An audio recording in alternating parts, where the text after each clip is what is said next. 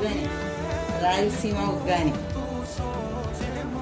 ఉగ్గానికి తిరువాత వేసుకోవాలి. ఫస్ట్ వేసుకొని ఉల్లిగడ్డలు వేయాలి.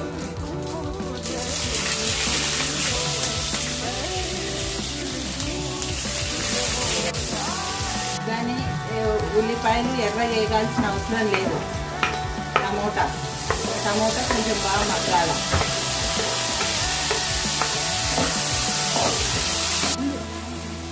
ఇట్లా మగ్గినాక పసుపు వేసుకోవాలి. పసుపు, కొంచెం ఉప్పు